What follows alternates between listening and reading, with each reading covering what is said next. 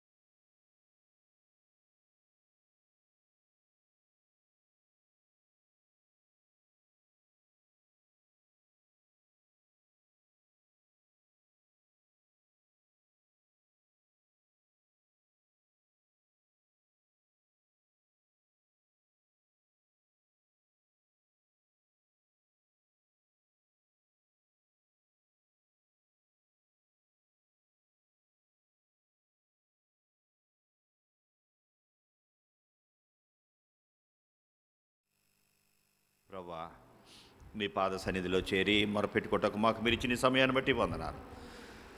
ఇప్పటివరకు పరిశుద్ధులని మిమ్మల్ని స్తుతించుకోవడానికి ఇచ్చిన పాటలను బట్టి వందనాలు. ఈ దినం ప్రత్యేకంగా మాతో మాట్లాడండి. మాట్లాడే దేవుడు మీరని, శక్తి కలిగిన రక్షకుడు అని మీ దగ్గరకు వచ్చామయ్యా. మా అక్కర్లు తీర్చే మహోపకారివి అని, జీవము దగ్గరకు వచ్చామయ్యా. ఈ దినం ప్రత్యేకంగా మాతో మాట్లాడండి. మీరే మీ సన్నిధి మాతో ఉంచండి. నీ వాక్యము లైవ్లో వెళ్ళాలి. ఏ ఆటంకం లేకుండా కూడా మీరు సహాయం చేయండి. మాకు చాలిన దేవుడు మీరు. మీ చేతిలో మా జీవితము సేవను పెడుతున్నాము. మీరు దయచూపండి. ఇది ప్రత్యేకంగా మాతో మీరు మాట్లాడమని, నైనా ఘనత మహిమ ప్రభావాలు మీరు పొందుకోమని యేసునామమున అడుగుతున్నాం తండ్రి, ఆమెన్. మనందరం లేచి నిలబడి నీ వాక్యముతో నా హృదయము నింపుకుంది దేవా పాడిన తర్వాత దేవుని వాక్యాన్ని ధ్యానం చేసుకుందాం. నీ వాక్యముతో నా హృదయమును నింపు కొందును దేవా. నీ వాక్యముతో నా హృదయమును నింపు కొందును దేవా. నీ పాపము చేయకుండా, నీ పాపము చేయకుండా నీ వాక్యముతో నా హృదయమును నింపు కొందును దేవా. యేసుప్రభా, నీ వాక్యంతో మా హృదయాలు నింపుకోవాలని మీ దగ్గరకు వచ్చామయ్యా. నీ వాక్యమే మమ్మల్ని బ్రతికించేది, బాధల్లో నెమ్మదిచ్చేది నీ వాక్యం. నీ వాక్యము సజీవమైనది, బలం కలిగింది, రెండంచుల కల ఎటువంటి ఖడ్గము కంటే వాడిగా ఉండేది, ప్రాణ ఆత్మ మూలుగు కీలు విభజించినంత మట్టుకు దూర్చు హృదయం యొక్క తలంపుల ఆలోచనలో శోధించేది నీ వాక్యం. ఈ వాక్య వెలుగు దగ్గరకు వస్తుండగా నీ వాక్య వెలుగులో మమ్మల్ని మేము చూచుకొని నీకు ఇష్టం లేనివన్నిటి నుండి విడిపించబడి నీకు ఇష్టలుగా బ్రతికుటకు సహాయం చేయండి. ఏదైనా ప్రత్యేకముగా నాతో మాతో మాట్లాడండి.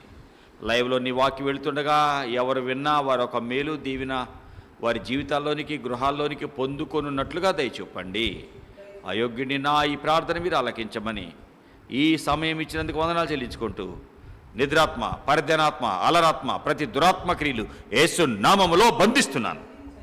శక్తి చేత, బలము చేత కాని కార్యాలు నా ఆత్మ ద్వారా అవుతాయని మీరు చెప్పారు తండ్రి.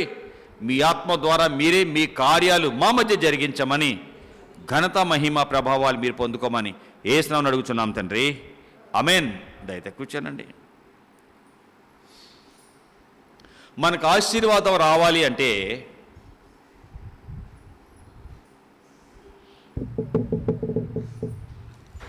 ఏం చేయాలి? యాలకులు సువాసన రావాలి. ఏం చేయాలి? పగలగొట్టాలి, అంతే కదా. అది పగిలినప్పుడు దానిలో నుండి ఘుమ ఘుమ సువాసన వచ్చేస్తుంది. అలాగే మనకు జీవితంలో ఆశీర్వాదం రావాలి అంటే మనము కూడా విరగొట్టబడాలి, లేదు పగలగొట్టబడాలి. విరగొట్టబడ్డప్పుడు లేక పగలగొట్టబడ్డప్పుడు మన కుటుంబాలలో ఆశీర్వాదాలు పెళ్ళొప్పుకుతాయి. యాలకులు తీసి దాన్ని నల్లగొడతా ఉంటే ఏమొస్తుంది? సువాసన బయటికి వెజ్జల్లబడతా ఉంటుంది. అలాగే దేవుడు కూడా మనల్ని దీవించాలి అంటే మన జీవితాలు విరగొట్టబడాలి అని ప్రభు చెప్తున్నాడు. దేవుని వాక్యంలో నుండి మత్తయి సువార్త 14వ అధ్యాయము 19వ వచనము. మత్తయి సువార్త 14వ అధ్యాయము 19వ వచనంలో, పచ్చిక మీద కూర్చుండి అని జనులకు ఆజ్ఞాపించి ఆ 5 రొట్టెలను 2 చేపలను పట్టుకొని ఆకాశం వైపు కన్నులెత్తి ఆశీర్వదించి ఆ రొట్టెలు విరచి శిష్యులకు ఇచ్చెను. శిష్యులు జనులకు వడ్డించిరి. వారందరూ తిని తృప్తి పొందిన తర్వాత మిగిలిన ముక్కలు 12 గంపల నిండా ఎత్తిరి. స్త్రీలు పిల్లలు కాక తినిన వారు ఇంచుమించు 5,000 మంది. ఎన్ని రొట్టెలు? 5 రొట్టెలు 2 చేపలు. 5 రొట్టెలు 2 చేపలు. ఓకే, మళ్ళీ వెళ్దాం, మార్క్స్ వార్తకి వెళ్దాం. మార్క్స్ వార్త 6వ అధ్యాయము 41వ వచనం. అంతటా ఆ 5 రొట్టెలను 2 చేపలను పట్టుకొని ఆయన ఆకాశం వైపు కనులెత్తి ఆశీర్వదించి ఆ రొట్టెలు విరిచి వారికి వడ్డించుటకు తన శిష్యులకు ఇచ్చి 2 చేపలు అందరికీ పంచిపెట్టెను. వారందరూ తిని తృప్తి పొందిన తర్వాత మిగిలిన చేపలు రొట్టె ముక్కలు 12 గంపెళ్ళు ఎత్తిరి. రొట్టెలు తినిన వారు 5,000 మంది పురుషులు. యోహాను సువార్త 6వ అధ్యాయానికి వెళదాం. మీకన్నీ ఇక్కడ మార్కు రాయలా, డాక్టర్ గారు ఏం చెప్పలా. మత్తయి చెప్పాడు, మార్కు చెప్తున్నాడు, యేసు ప్రభు శిష్యుడైన యోహాను మళ్ళీ మాట్లాడుతున్నాడు. 6వ అధ్యాయంలో 8వ వచనంలో ఆయన శిష్యులలో ఒకడు అనగా సీమోను పేతురు సహోదరుని ఆంద్రేయ. 9వ వచనం, ఇక్కడ ఉన్న ఒక చిన్నవాని యొద్ద 5 యవల రొట్టెలు 2 పెద్ద చేపలు ఉన్నవి. ఎన్ని చేపలు? చిన్న చేపలు ఉన్నాయంట.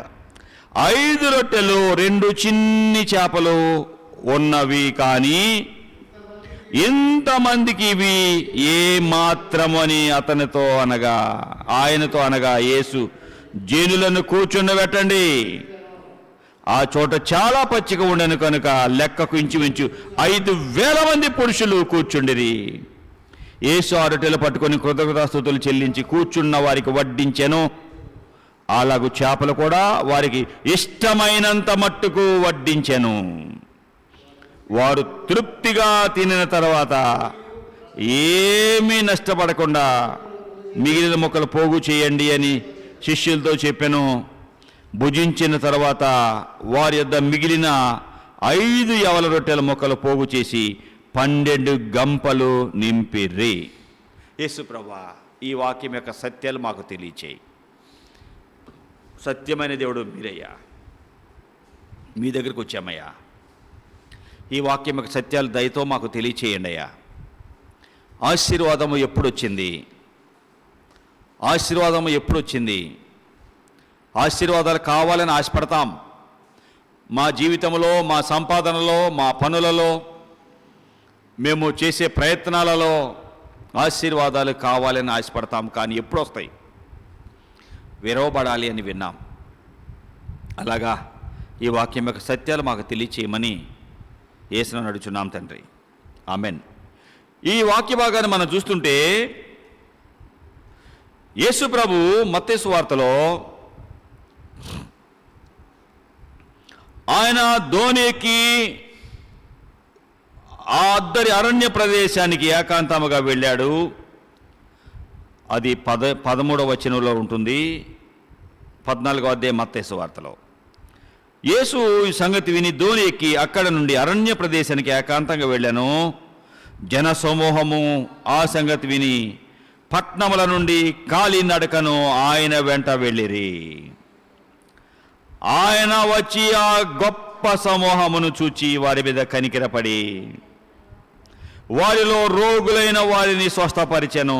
సాయంకాలమైనప్పుడు శిష్యులు ఆయన దగ్గరకు వచ్చి, ఇది అరణ్య ప్రదేశం, ఇప్పటికే ప్రొద్దుపోయింది, ఈ జనులు గ్రామంలోనికి వెళ్ళి భోజన పదార్థాలు కొనుక్కోవడానికి వారిని పంపివేయమని చెప్పాను. అందుకు వారు వారు వెళ్ళక్కర్లేదు, మీరే వారికి భోజనం పెట్టుడు అని వారితో చెప్పగా, ఇక్కడ యేసయ్య ఆయన వాక్యం బోధిస్తూ ఆయా ప్రాంతాలకు వెళుతూ ఉండేవారు.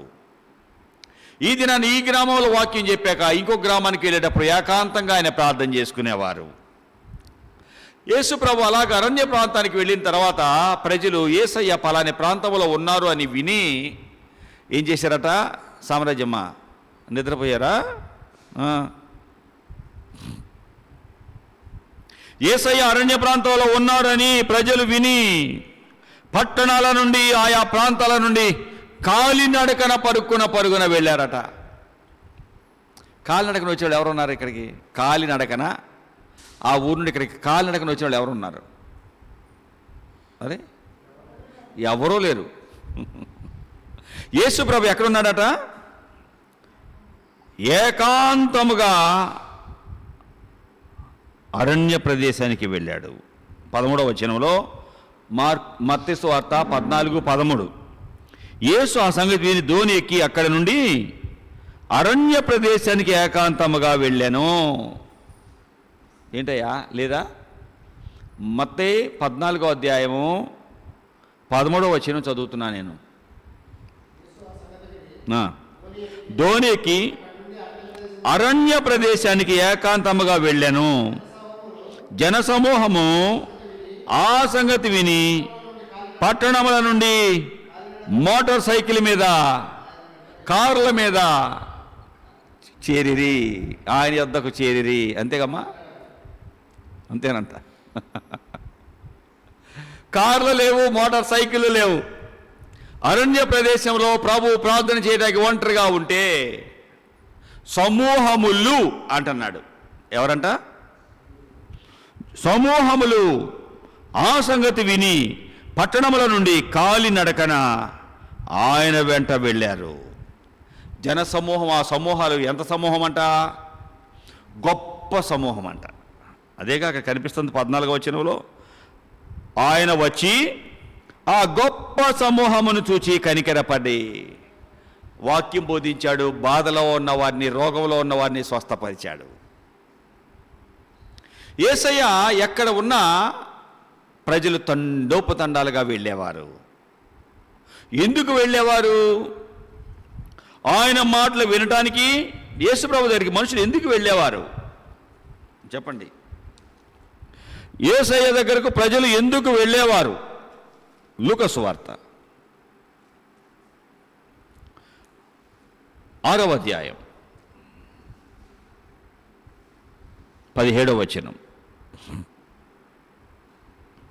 ఆయన వారితో కూడా దిగి వచ్చి మైదానమును నిలిచినప్పుడు ఆయన శిష్యుల గొప్ప సమూహము ఆయన బోధ వినటానికి, రోగములు కుదుర్చుకోవడానికి యోదయ దేశమంతటి నుండి, యెరూషలేము నుండి, తూరు సీదోను పట్టణముల సముద్ర తీరముల నుండి బహుజన సమూహము వచ్చారు. దెయ్యాలు పట్టిన వారు, బాధపడుతున్న వారు బాగుపడ్డారు. ఏ సమూహం అండి? ఎందుకు వచ్చారండి ప్రజలు? ఆయన బోధ వినటానికి, ఆయన మాటలు వినటానికి, రోగాలు కుదుర్చుకోవటానికి, దయ్యముల నుండి విడుదల పొందుకోవటానికి. దయ్యాలు మనుషుల్ని భయంకరంగా బాధలు పెడుతుంటాయి. కొన్నిసార్లు దయ్యాలు నిద్రపోనియవు, తిన్నది వంట పట్టనియవు, రకరకాల నొప్పులు పెడతాయి. ఒక దినాన ఒక సహోదరుడు వచ్చి ఏడుస్తున్నాడు నా దగ్గర. అయ్యా నా కాళ్ళు నొస్తున్నాయి అయ్యా, నా కోసం ప్రార్థన చేయి అయ్యా అని ఏడుస్తున్నాడు. అంతకుముందు ఆ దెయ్యము గుడి చుట్టూ దాదాపు 100 రౌండ్లు వేయించాడండి. 100 రౌండ్లు ఎక్కించాడండి. తిరుగుతూనే ఉన్నాడు గుడి చుట్టూ. తిరిగితే మరి నొప్పులు రాక ఏమొస్తాయి చెప్పండి? వీడికి తెలియదు పాపం. తిరిగి తిరిగి తిరిగి తిరిగి వచ్చి పడిపోయి తర్వాత వచ్చి మందిరం దగ్గరికి వచ్చి ఏడుస్తున్నాడు. అయ్యా నా కాళ్ళు నొస్తున్నాయి అంటున్నాడు, నొప్పులు పుడతాయి అని. ఎందుకు నొప్పులు పుడుతున్నాయి ఏమో అయ్యా నాకు తెలియదు. ఆయనతో ఉన్న వాళ్ళు చెప్తున్నారు, అయ్యా పలాని గుడి చుట్టూ ఆగమన్నాగకుండా కోపంగా చూస్తూ తిరిగాడయ్యా, లెక్క పెడితే 100 రౌండ్లు. దయ్యాలకి జాలి, దయ, కరుణ ఉండవు. కషాయవాడికి గొర్రెలు కోసుకుంటూనే పోతాడు. జాలి, దయ వాడికి ఉండదు. దొంగోడికి దొంగతనం చేయటం అడ్డం పడితే చంపేస్తాడు, కానీ వాడికి జాలి, దయ ఉంటుందా? ఉండదు. సాతాను కూడా అంతేనండి, జాలి, దయ వాడికి ఉండదండి. పడిపోతే అతని కొరకు నేను ప్రార్థన చేస్తే కేకలు పెడతా దెయ్యం. వీడిని ఇలాగే చంపేద్దాం అనుకుంటే నువ్వెక్కడ దొరికావయ్యా, వదిలేయ్యా, వీడిని తీసుకెళ్ళిపోతా అని ఏడుస్తున్నాడండి. దానిలో ఆయనలో ఉన్న దెయ్యం, ఏయ్ ఎక్కడికి వచ్చాడైనా? ఏసై దగ్గరికి వచ్చాడు. ఏసై చంపుతాడా? చచ్చిపోయే వాళ్ళు బ్రతికిస్తాడు ఏసయ్య. యేసు నామములో నిన్ను బంధిస్తున్నా దైవా, వెళ్ళిపోవాలి, ఇతరులోటాకి లేదు. ఏడ్చింది, వెళ్ళిపోతాయా? వెళ్ళిపోతా ఉండను. మీరు ప్రార్థన చేస్తుంటే కాలిపోతున్నా, వెళ్ళిపోయాడండి. దయ్యాలు మనుషులను అల్లకల్లోలంగా చేసేస్తాయి. యేసు ప్రభు దగ్గరికి ప్రజలు ఎందుకు వచ్చారు? ఆయన బోధ వినటానికి, తమ రోగాలు కుదుర్చుకోవడానికి, వారి సమస్యల నుండి విడిపించబడడానికి, దయ్య శక్తులతో, బాధలతో, అపవిత్రాత్మలతో పీడించబడేవారు బాగుపట్టాకి ఆయన దగ్గరికి వచ్చారు. అలాగా యేసయ్య అరణ్య ప్రాంతంలో ఉన్నాడంటే ఎట్లా వచ్చారంట? ప్రజలు పట్టణాల నుండి ఎట్లా వచ్చారయ్యా? ఎట్లా వచ్చారు? కాలినడకన ఎట్లా వచ్చారు? గొప్ప సమూహము. చదువు 14 వచ్చిన. ఆయన వచ్చి, మత్తయి 14 ఆయన వచ్చి ఆ గొప్ప సమూహమును చూచి వారి మీద కనికరపడి రోగులను, వారిలో రోగులైన వారిని స్వస్థపరచెను. అబ్బా, దెయ్యాలు పట్టిన వారు, రోగాలు ఉన్నవారు, బాధలో ఉన్నవారు యేసయ్య వాక్యం విని బాగైపోయారు. యేసయ్య వాక్యము నువ్వు ఏ పరిస్థితిలో ఉన్నా నిన్ను ఏం చేస్తుంది? బాగు చేస్తుంది యేసయ్య వాక్యం. తండోపదండాలుగా కాలినడకన వచ్చారు. అదండి భక్తి కలిగిన వారి లక్షణాలు. 10 రూపాయలు డబ్బులు ఇస్తావా? వస్తే గోధుమ పిండి ఇస్తావా? కారులో తీసుకెళ్తావా? బస్సులో తీసుకెళ్తావా? ఏసీ బస్సా? భోజనం పెడతావా? ఈ రోజుల్లో మనుషులు ఇలా తయారైపోయారండి. అలాగా మనుషుల్ని తయారు చేస్తున్నారండి. కష్టపడితేనే నీకు దాని విలువ తెలుస్తుంది. కష్టపడితేనే నీకు ఆ విలువ తెలుస్తుంది. ఊరక వస్తే విలువ తెలియదు. కష్టపడి ఇంటర్వ్యూకి వెళ్ళి ఉద్యోగం తెచ్చుకుంటే విలువేంటో తెలుస్తుంది. ఎవడో రికమెండేషన్ తెస్తే ఏం తెలుస్తుంది? మా నాన్నగారు నా 9వ తరగతి చదువుకోవడానికి ఒక కాన్వెంట్లో నన్ను చేర్చాలని ఆశపడ్డాడు. అది అమ్మగారుల కాన్వెంట్, చాలా స్ట్రిక్ట్గా ఉంటుంది. వాళ్ళు ఏం చేశారంటే, మీ అబ్బాయిని మాత్రం 9వ తరగతి అబ్బాయిని చేర్చుకోను, 6వ తరగతి అబ్బాయిని చేర్చుకుంటాము అన్నారు. నేను 9, మా తమ్ముడు ఒకడు ఇప్పుడు దోహాలో ఉన్నాడే వాడేమో 6. ఆ అబ్బాయిని చేసుకుంటాం కానీ ఈ అబ్బాయిని మాత్రం చేర్చుకోము అన్నారు. ఎందుకంటే నెక్స్ట్ 10వ తరగతి కదా, నేను సరే చదవకపోతే తప్పేనంటే వాళ్ళకి మా పర్సంటేజ్ పోతుంది, పేరు పోతుంది. అందుకని ఈ పిల్లడు ఏం చదువుతారో మాకు తెలియదు, పెద్ద అబ్బాయిని మాత్రం చేర్చుకోము కానీ చిన్న అబ్బాయిని చేర్చుకుంటాము అన్నారు. ఈ పని ఎట్టుందా అని మా నాన్నగారు ఎలక్ట్రికల్ డిపార్ట్మెంట్ కరెంట్ పోగొట్టాడు. దానికి పెద్ద హాస్టల్, పెద్ద స్కూలు. 2 రోజులు దానికి కరెంట్ లేదు. చాలా సంవత్సరాల క్రితం. వాళ్ళు ఎంటపడి తిరుగుతుంటే ఆయన చెప్పాడు, మీ బాగు చూపిస్తా కానీ మీరు మా అబ్బాయిని చేర్చుకోవాలి అన్నాడు. ఒరే బాబా, మీ అబ్బాయి అయ్యా చేర్చయ్యా, కరెంట్ లేక అల్లాడుతున్నా, పిల్లలందరూ హాస్టల్లో కరెంట్ లేక అల్లాడుతున్నారు,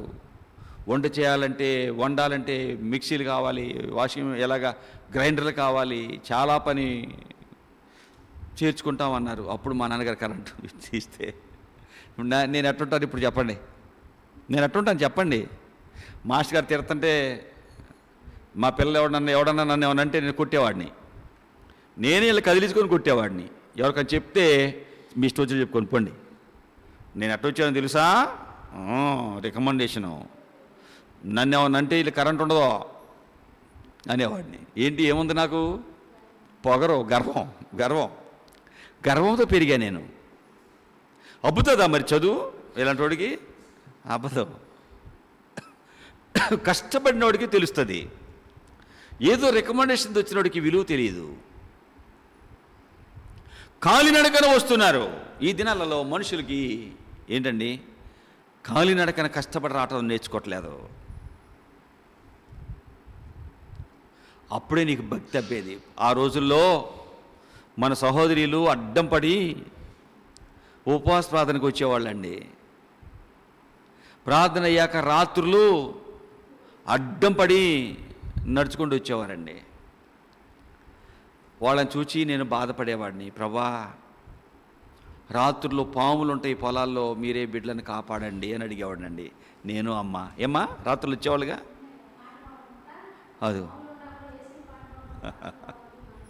అదిగో పాములున్న అడ్డం పడి రాత్రుల్లో వచ్చేవాళ్ళండి. 12-1 గంట టైం అండి. ఉదయం ఆరాధన అయిపోయే ఉదయాన్ని వచ్చేవారు అడ్డం పడి. ఒకసారి మధ్యలో కాలం ఉండేది, దిగి వచ్చేవాళ్ళు. చుట్టూ తిరిగితే దూరం, ఇట్లా అడ్డం పడి వెళ్తే దగ్గర. మళ్ళా అయిపోగానే వచ్చేవాళ్ళండి. ఆ రోజుల్లో భక్తి ఆశీర్వాదాలు వేరు. నువ్వు కష్టం ఇష్టపడి నేర్చుకుంటే, ఇష్టంతో కష్టపడితే ఆ కష్టం నిన్ను దీవెనలోకి తీసుకెళ్తుంది. ఈ ప్రజలు ఏం చేశారట? పట్టణాల నుండి కాలినడకన అరణ్యం వరకు వెళ్ళారట. ఎందుకు? ఆయన మాటలు వింటాకి, రోగాలు కుదుర్చుకోవడానికి, అపవిత్రాత్మల నుండి బాగవటానికి. యేసయ్య దగ్గరికి వెళితే యేసయ్య అందరినీ బాగు చేశాడు. సాయంకాలం అయిపోయింది, వాక్యం బోధించాడు. శిష్యులు అంటున్నారు, యేసయ్యా సాయంకాలం అయిపోయిందయ్యా. మార్క్స్ వార్తకి వెళ్దాం మళ్ళీ. అక్కడ మార్క్ ఏమన్నాడు చూద్దాం. 6వ అధ్యాయం, మార్క్స్ వార్త 6వ అధ్యాయము 34 నుండి చూద్దాం. ఆగు ఆగు ఆగు ఆగు 32 నుండి చదువుదాం. వారు దోణికి అరణ్య ప్రదేశానికి ఏకాంతముగా వెళ్ళిరి. వారు వెళ్ళుచుండగా జనులు చూచి అనేకులు యేసు ప్రభువును గుర్తెరిగి సకల పట్టణముల నుండి కాలినడకన, ఎట్లంట? నడిచా పరిగెత్తి వెళ్తున్నారండి. పరిగెత్తి యేసు ప్రభు కంటే ముందుగా వచ్చిరి కనుక యేసు వచ్చి ఆ గొప్ప సమూహాన్ని చూచి కాపర్లేని గొర్రెల వలె ఉన్నందున వారి మీద కనికరపడి చాలా వాక్యం బోధించాడట. అనేక కొంచెమా అనేకమా? సరిగ్గా చదువు అక్కడ. అది అక్కడ కరెక్ట్. చాలా అనేక సంగతులు చెప్పాడు. అనేక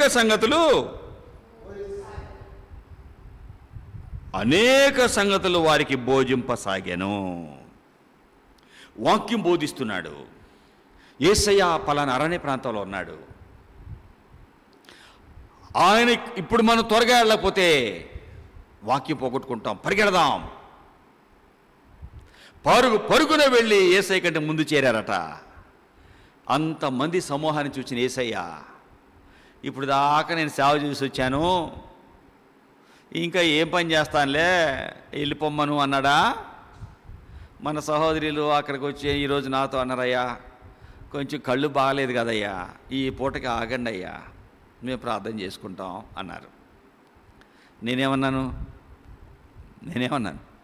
no no no no no దేవుడి సేవ జరగాలి, వస్తా అన్నాను. యేసు ప్రభుకున్న మనసు అది. ఎవ్వరూ నష్టపోకూడదు, ఎవ్వరూ బాధపడకూడదు. ప్రతి ఒక్కళ్ళు దీవెనలో రావాలి. ప్రతి ఒక్క రోగము స్వస్థపరచబడాలి. ఈ సమయం పోతే వీళ్ళు బాగుకారు, ఈ సమయం నేను వాడుకోవాలి, వీడికి సహాయపడాలి. కాలినడకన పరుగున వచ్చిన వారికి అనేక సంగతులు బోధించి వారికి ఉన్న ప్రతి రోగాన్ని బాగు చేశాడు. శిష్యులు అంటున్నారయ్యా, చాలా పొద్దుపోయిందయ్యా, ఇది చూడబోతే అరణ్యమయ్యా, తొందరగా పంపించేసేయి, భోజనం వాళ్ళే కొనుక్కొని తెచ్చుకుంటారు, చాలా పొద్దుపోయింది. చుట్టుపట్ల ప్రదేశాలకు 36వ వచనం మార్కు 6. చుట్టుపట్ల ప్రదేశాలకి గ్రామాలకు వారు వెళ్ళి భోజనంకి ఏమైనా కొనుక్కోవడానికి వారిని పంపివేయి. యేసయ్య నో కాదో, మీరే వాళ్ళకి భోజనం పెట్టాలి. ఏంటి మేము పెట్టాలా? ఏం మాట్లాడుతున్నాయా? నువ్వేమన్నా ఒక ప్యాకెట్ ఇచ్చావా? ఒక 1000 రూపాయలు, 1,00,000 రూపాయలు నీ అంటే తిరుగుతున్నాం కదయ్యా శిష్యులు, నీ అంటే ఉన్నాం కదయ్యా, మా దగ్గర ఏమున్నాయ్యా? మీరే పెట్టమంటారు ఏంటయ్యా, అసలు ఏం మాట్లాడుతున్నారు యేసయ్యా అన్నారా? నో, ఏం మాట్లాడలా. మీరు వారికి 37వ వచనం, భోజనం పెట్టమనగా మేము వెళ్ళి 200 దేనారముల రొట్టెలు కొని పెట్టాలా? 106 రూపాయలు. ఆ రోజుల్లో చాలా ఎక్కువ. మా దగ్గర డబ్బులు ఎక్కడయ్యా? ప్రభు అన్నాడు, ఎన్ని రొట్టెలు మీ దగ్గర ఉన్నాయి? ఎన్ని ఉన్నాయ్యా? ఓ చిన్నోడి దగ్గర 5 రొట్టెలు 2 చిన్ని చేపలు ఉన్నాయి. ఓకే, కూర్చోబెట్టండి, అందరిని కూర్చోబెట్టండి. యేసు ప్రభు వాటిని ఏం చేశాడండి? రొట్టెలు పట్టుకొని విరిచాడు. యేసు ప్రభు చేతికి రానప్పుడు రొట్టె యేసయ్య చేతికి వచ్చాక విరవబడిన తర్వాత పంచుతుంటే పెరుక్కుంటూ పోతున్నాయి. యేసయ్య జీవితంలోకి నీ జీవితం నీవు రానంత వరకు అప్పులే. యేసయ్య చేతిలోకి నువ్వు రానంత వరకు రోగాలే. యేసయ్య చేతిలోకి నువ్వు రానంత వరకు అనారోగ్యమే. యేసయ్య చేతిలోకి నువ్వు రానంత వరకు చదువు అబ్బదో, ఉద్యోగాలు లేవు, పని లేదు, వచ్చిన డబ్బులు మిగలవు, చిరిగిపోయిన సంచులు వేసినట్టే. యేసయ్య చేతిలోకి రానంత వరకు 5 రొట్టెలే, 5 రొట్టెలే. జనమేమో పురుషులు, ఆ చిన్నపిల్లలు, స్త్రీలు కాకుండా ఏంటి జనం ఎంతమంది చెప్పండి? మత్తయి సువార్త 14వ అధ్యాయం ఏమన్నాడు అక్కడ? 21వ వచనం, స్త్రీలు పిల్లలు కాక తినిన వారు ఇంచుమించు 5,000 మంది పురుషులు. రొట్టెలెన్ని? 5 రొట్టెలే, 5 రొట్టెలు. ఎన్ని అమ్మా? నువ్వు ఎన్ని రొట్టెలు తింటావు? 3 తింటావా? నువ్వమ్మా 3 తింటావా? నువ్వెన్ని తింటామ్మా? 2 తింటావా? నువ్వు 3 2 ఆయన 2 తింటాడమ్మా. నవ్వు అమ్మా, 4 తింటాడా? మరి 2 అంటాడు. 2 పెట్టు ఆయనకి. నువ్వు నాకు ఈసారి ఓహో, ఓకే ఓకే, సరే. జనరల్గా చెప్దాం, 4, 3 తింటాం అంటే మరి 5 రొట్టెలు అంటే ఒక్కోసారి కొంచెం ఇదిగున్న వాళ్ళు 5 రొట్టెలు శుభ్రంగా తినేస్తారు. 5 ఏంటి 6 కూడా తినేవాళ్ళు ఉన్నారు. 5 రొట్టెలు. జనమేమో స్త్రీలు పిల్లలు కాకుండా 5,000 మంది ఉన్నారు. యేసు ముందే చెప్పాడు, గొప్ప సమూహము అని కనిపిస్తుంది అక్కడ. గొప్ప సమూహం ఉంది. పిల్లలు స్త్రీలు కాకుండా 5,000 మంది లెక్క పెడితే ఉన్నారు. రొట్టెలేమో 5 రొట్టెలు 2 చేపలు. సాధ్యమేనా?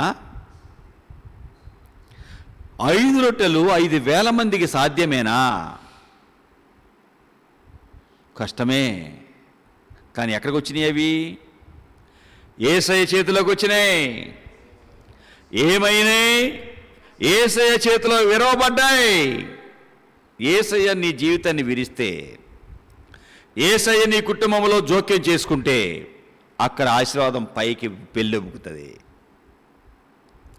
యేసు ప్రభుకు నా జీవితం ఇచ్చాను. యేసయ్యకి నేను చెప్పాను, యేసయ్యా నా జీవితం నీకు ఇచ్చానయ్యా, నువ్వు నన్ను సేవకు పిలుస్తున్నావయ్యా, నీ పని చేస్తానయ్యా.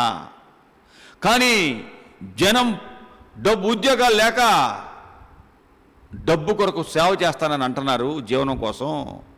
అలా నేను అనిపించుకోకూడదు. నాకు ఉద్యోగం కావాలి.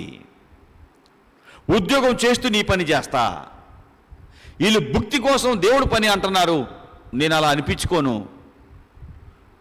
నువ్వు రాజాది రాజువి, జీవనం కోసం నీ పని చేస్తా అనిపించుకోను. నేను నాకు కావాలి ఉద్యోగం అని ప్రభుని అడిగితే ప్రభు ఏమన్నా తెలుసా? నీకు నేను ఇస్తా, వెళ్ళు అన్నాడు.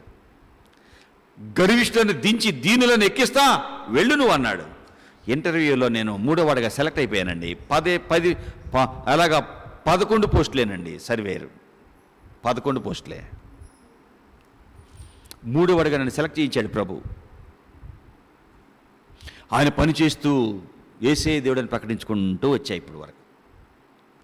ప్రభు కూడా ఉద్యోగంలో ఉన్నతమైన వానిగా నన్ను జిల్లా సర్వేరుగా పైకి లేపాడు ఆయన. ప్రభువుకి నా జీవితాన్ని ఇచ్చా. నిన్ను నమ్ముకున్నానయ్యా, నీ ఇష్టమయ్యా, నా జీవితం నీ చేతిలో పెడుతున్నా. ఎప్పుడైతే ప్రభు చేతిలో నా జీవితాన్ని పెట్టానో ప్రభు నన్ను పైకి లేపాడు. నన్ను కలిగిన వారిని ఆస్తికర్తలుగా చేస్తాను, వారి నిధులు నింపుతాను అని ప్రభు చెప్పాడు. ఏంటి? నన్ను కలిగిన వారిని ఆస్తికర్తలుగా చేస్తా, వారి నిధులు నింపుతా. ప్రియులారా, ప్రభు దగ్గరికి వచ్చినప్పుడు ప్రభు చేసే పని అదే. ఏంటి? నన్ను ప్రేమించు వారిని. సామెతలు 8:21. సామెతలు 8:21. దానికంటే ముందు 17 చదువుదాం, 18 చదువుదాం. నన్ను ప్రేమించు వారిని నేను ప్రేమించుచున్నాను, నన్ను జాగ్రత్తగా వెతికేవారు నన్ను కనుగొంటారు. ఐశ్వర్య, ఘనతలు, స్థిరమైన కలిమి, నీతి నా యొద్ద ఉన్నవి. 21. నన్ను ప్రేమించు వారిని ఆస్తికర్తలుగా చేయుదును, వారి నిధులను నింపుదును.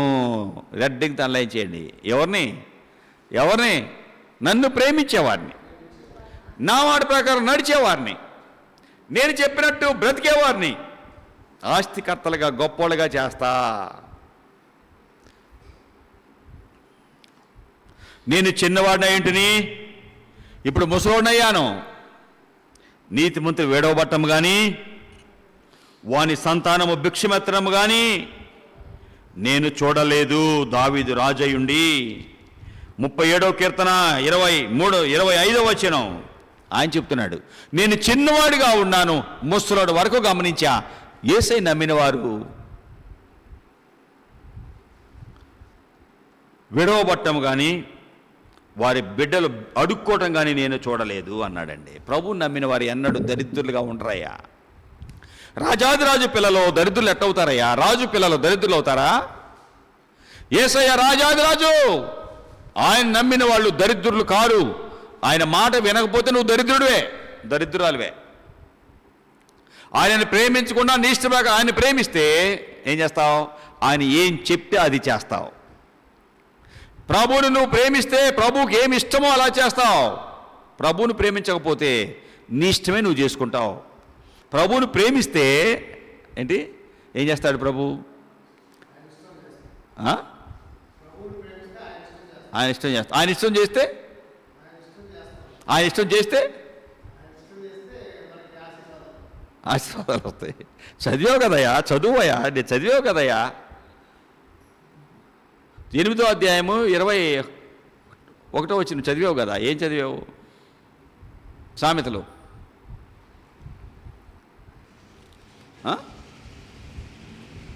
అరే చదవలేదా? 8:21. నన్ను ప్రేమించు వారిని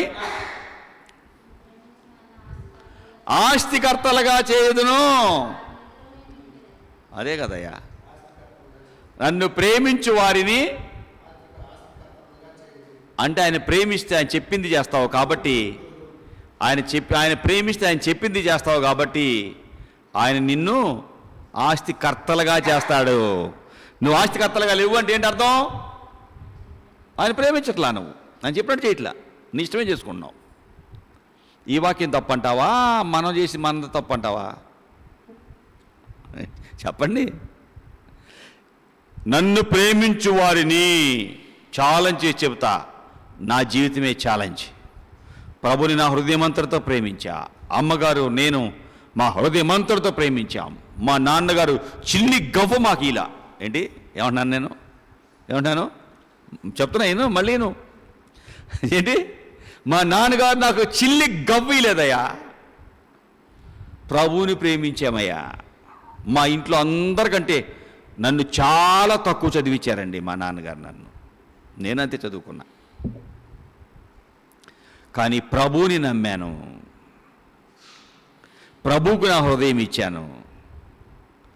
నాకు ప్రభు వందల మందిలో, వేల మందిలో నన్ను పైకి లేపాడు, జాబ్ ఇచ్చాడు. అమ్మగారిని ప్రభు ఇచ్చాడు, పెద్ద హోదా కలిగిన అమ్మ. ఈ లోకంలో ఏ విషయంలో తక్కువ లేదు, అన్నిట్లో టాపర్ ఇచ్చాడు అమ్మని. ఇద్దరం పని చేసుకున్నాము, కష్టపడి మా పనిని మా చేతులు ప్రభు దీవించాడు. ఆస్తి కర్తలుగా చేసేది ఎంతమందిని మనం కట్టుకోగలిగాం. మందిని కట్టుకోవాలి, ఇన్ని డబ్బులు అండి ఎవడని అడిగానా? లేదు. ఈ మాట ఛాలెంజ్ చేసి చెప్తా, నువ్వు ప్రభువుని ప్రేమిస్తే, ప్రభు చెప్పినట్టు నువ్వు బ్రతికితే, ఏమో అయ్యా ఇల్లు కట్టుకొనుకోవాలనుకున్నాను, ఏమో అయ్యా పిల్లలయ్యా, ఏమో అయ్యా అదయ్యా, ఏమో అయ్యా నా ఆశ అది, కానీ ఏమీ జరగట్లా, ఏమో లేవా వచ్చినప్పుడు వస్తుందిలే, ఏం పో. కాదు, నిద్రపోతుంటే ఇల్లు కనపడుతుంది, నిద్రపోతుంటే బంగారం కనపడుతుంది, నిద్రపోతుంటే పిల్లల పెళ్ళిళ్ళు ఇవి కనిపిస్తున్నాయి. అసలు నిద్ర పడుతుందా ఏంటి?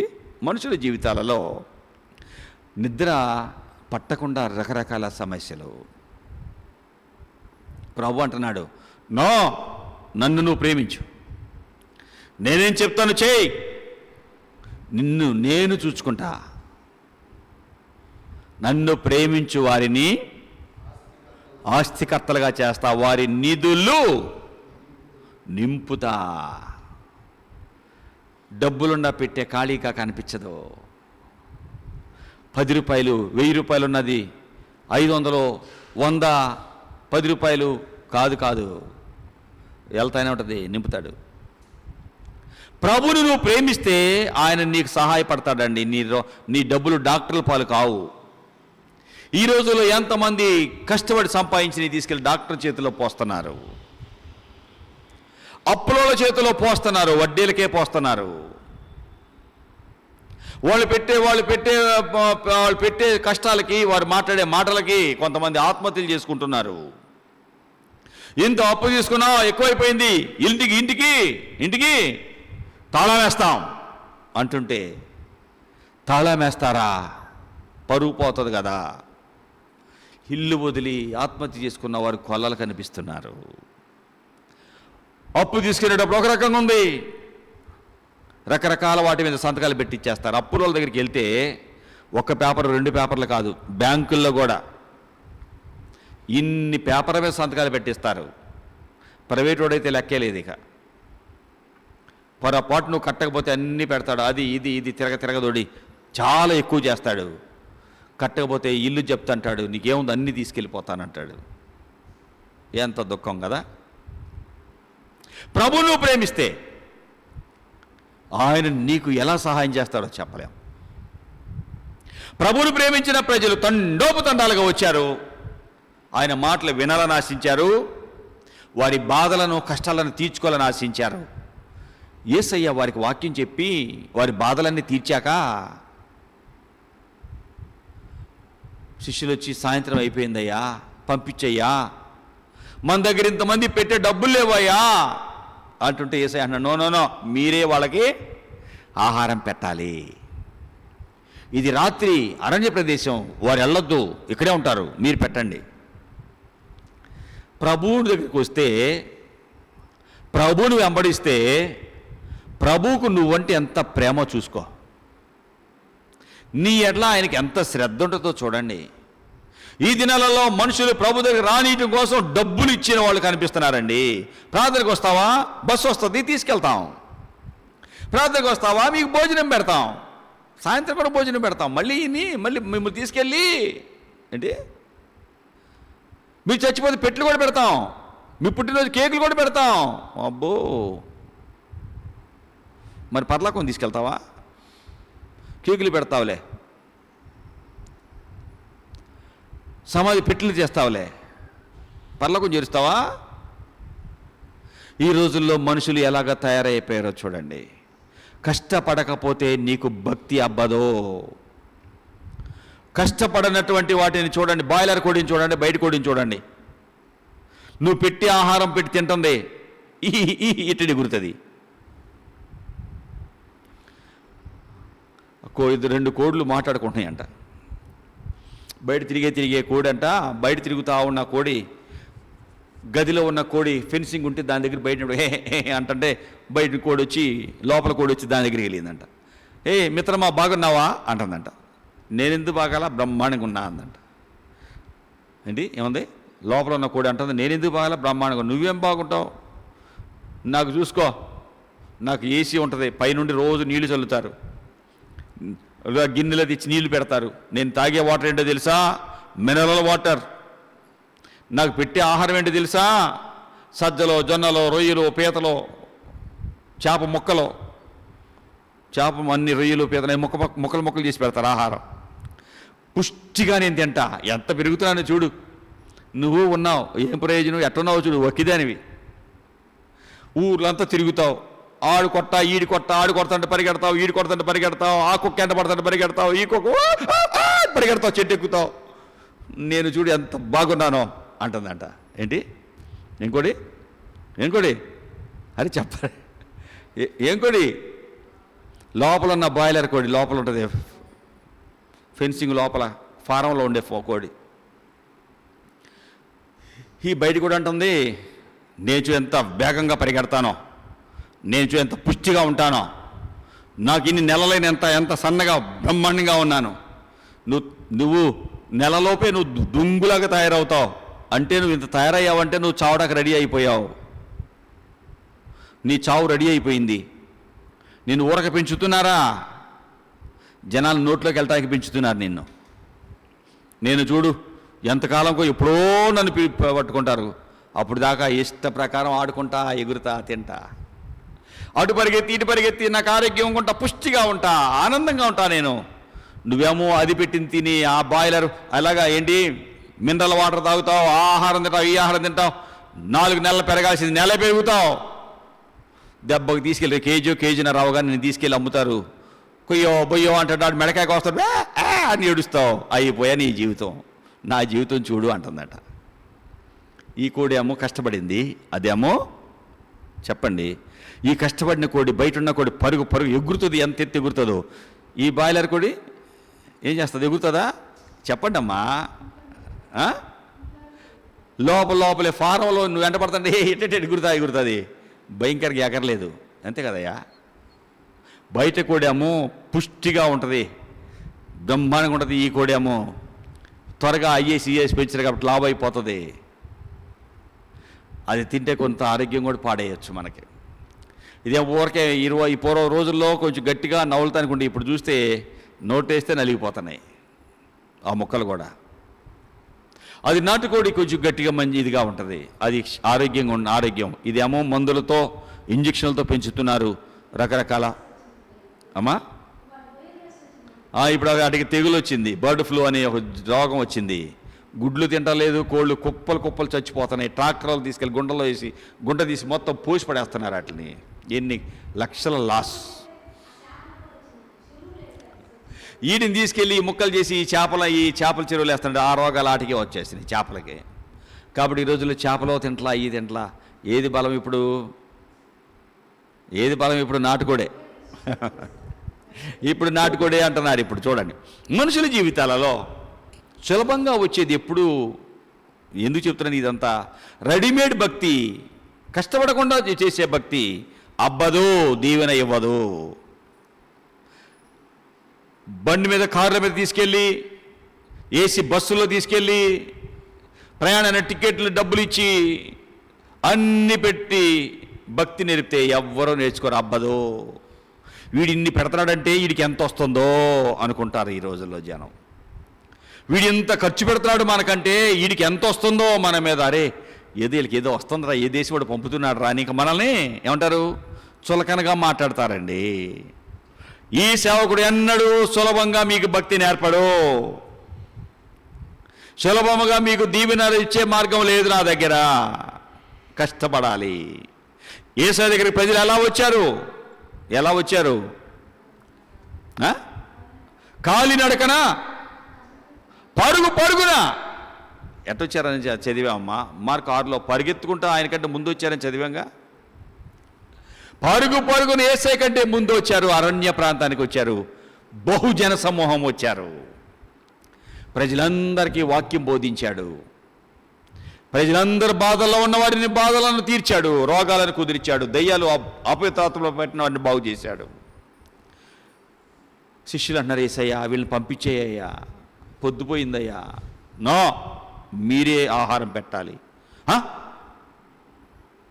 ఒకళ్ళ ఇద్దరా? వేల మంది ఉన్నారయ్యా. యేసయ్యా అవును నేను చూస్తున్నాను, నాకు తెలుసు, మీరు పెట్టాలి. మేం పెట్టాలా? యోహాను 6వ అధ్యాయం.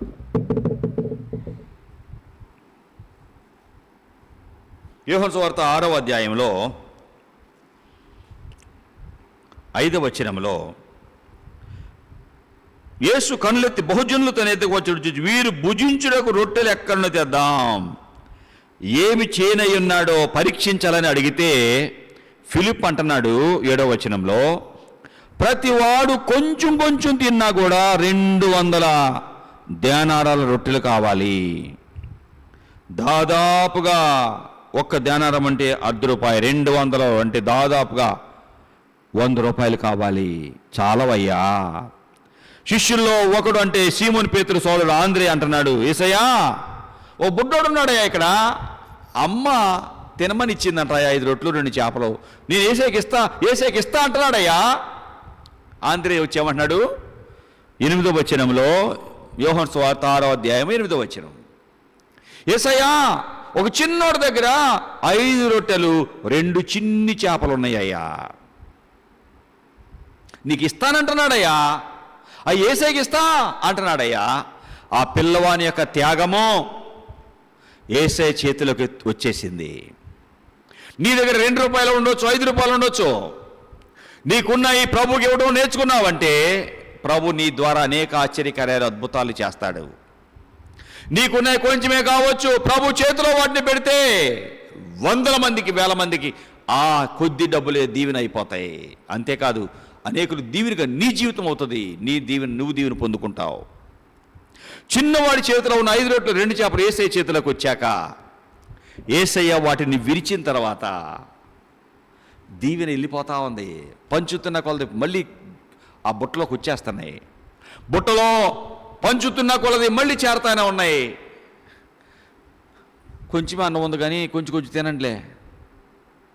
చాలామంది ఉన్నారు కానీ మనమేమో 10 మందికి 100 మందికి ఉండాము, దాదాపు 300 మంది వచ్చారు, కొంచెం పెడతా కానీ మళ్ళీ అడగండి అన్నాడా? లేదు. ఏమన్నా కావాల్సినంత వడ్డించండి. వారు ఎంత తిన్నారంటండి? వారు ఎంత తిన్నారు?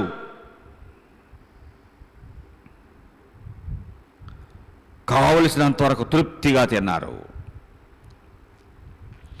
వారు తృప్తిగా తిన్నారు. ఏం తిన్నారు? వారికి ఇష్టమైనంత తిన్నారు. 11వ వచనం యోహాను 6. యేసు పట్టుకుని కృతజ్ఞతాస్తుతులు చెల్లించి కూర్చుని వరకు వడ్డించను. ఎలాగన చేపలు కూడా వారికి ఇష్టమైనంత వరకు వడ్డించారు. తృప్తిగా తిన్నారు. ఇంకా చాలు అన్నారండి. ఈరోజు తృప్తిగా తిన్నారా భోజనం? ఏమా చాలా అన్నారా? ఇంకా కడుపుకు ఆకలితో వచ్చారా? ఏంటమ్మా చెప్పండి, తృప్తిగా తిన్నారా? ఓకే. ప్రభు దగ్గరికి వచ్చినప్పుడు తృప్తి అండి, చాలు అంటారండి. వద్దు ఇంకా తినలేను అంటారండి. ప్రభు దగ్గర కడుపు ఆకలితో అర్ధాకలితో ప్రభు దగ్గర ఉండి ఎవరు వెళ్ళరు. తృప్తిగా తిన్నారు. 5 రొట్టెలు 2 చేపలే. పిల్లలు స్త్రీలు కాకుండా 5,000 మంది పురుషులు తినగా ఇంకా 12 గంపలు మిగిల్చారట. 5 రొట్టెలు గంపలు సరిపోతాయా? 5 రొట్టెలు గంప నిండుతుందా? ఒక మూల కూడా రావుగా 5 రొట్టెలు. ప్రభు చేతిలోకి వచ్చాక, ప్రభు విరిచాక దీవెన వెళ్ళిపోయింది. ప్రభు నిన్ను దీవించాలి అంటే, నీకు దీవెన కావాలి అంటే ప్రభు చేతిలోకి వెళ్ళాలి. ప్రభు చెప్పినట్టు నువ్వు చేయాలి. ప్రభు చెప్పినట్టు నువ్వు చేస్తే, ప్రభు చేతిలోకి నువ్వు వెళితే నీ జీవితము ఫలభరితమైపోద్ది. నీ బిడ్డలకు గొప్పోళ్ళు అవుతారు. యేసయ్యని నమ్మిన మా నాన్నగారు, యేసయ్య తెలియకుండా ఉన్న మా పెదనాన్నగారు, మా అత్త వాళ్ళు, మా నాన్నగారు వాళ్ళ చెల్లి, అక్క కానీ కొంతమంది రోగాలతో చచ్చిపోయారు, ఎవరు మిగలలేదు. కొంతమంది అప్పుల పాలై సామాన్యులైపోయారు. కొన్ని కుటుంబాలు అడ్రస్సులు లేవు. యేసయ్యని నమ్మిన మా నాన్నగారు 5 మగపిల్లలు, ఒక అక్క నాసిక్లో దేవుని సేవ చేస్తుంది, పెద్ద అధికారిగా. ఆయన ఎయిర్ ఫోర్స్లో ఆఫీసర్గా పనిచేసి వచ్చారు. ప్రశాంతంగా ఉన్నారు. వాళ్ళకి 2 అబ్బాయిలు, ఒక అబ్బాయి అమెరికాలో ఉంటాడు, ఒక అబ్బాయి సాఫ్ట్వేర్ ఇంజనీర్. మా అన్నయ్య దేవుని సేవ చేస్తున్నాడు, మంగళగిరిలో మంచిగా ఉన్నాడు వదిన. వాళ్ళకి 2 పిల్లలు, ఒక పిల్లవాడు చెన్నైలో సాఫ్ట్వేర్ పెద్ద ఇంజనీర్, ఇంకొక పిల్లవాడు కెనడాలో ఉద్యోగం చేస్తున్నాడు. నేను గవర్నమెంట్ ఒక అధికారిని, నేను అమ్మగారు 2 గవర్నమెంట్ అధికారులమే. అమ్మ ప్రిన్సిపల్గా చేశారు, నేను జిల్లా సర్వేరిగా పనిచేస్తున్నా. నాకు 2 బిడ్డలు, ఒక బాబు డాక్టర్, అల్లుడు గారు, ఓ పాప డాక్టర్, అల్లుడు గారు డాక్టర్, పేరుగాంచిన డాక్టర్ అయ్యాడు. వాస్కులర్ సర్జన్, గుత్తులుగా ఉన్న నరాలను నిమిషాలు ఆపరేషన్ చేయగలిగిన దిట్టగా ఉన్నాడు. ఆ మధ్య రాష్ట్రపతి ముర్ము గారు, ద్రౌపది ముర్ము గారు గోల్డెన్ అవార్డు ఇచ్చారు. 2వ పాప సాఫ్ట్వేర్ ఇంజనీర్, అల్లుడు గారు ఇంజనీర్, హైదరాబాద్లో ఉన్నారు. ఆ తర్వాత తమ్ముడు దోహాలో పెద్ద ఇంజనీర్గా అక్కడ పనిచేస్తూ దేవుడి సేవ చేస్తున్నాడు. ప్రభువుని నమ్మిన మమ్ములని ప్రభు ఎక్కడ దరిద్రులుగా పెట్టలేదు. మా నాన్నగారి జీవితం యేసయ్య చేతులు పెట్టాక ప్రభు మమ్మల్ని దరిద్రులుగా చేయలా. మా నాన్నగారు మాకు చిల్లిగా ఇలా యేసయ్యనిచ్చాడంతే.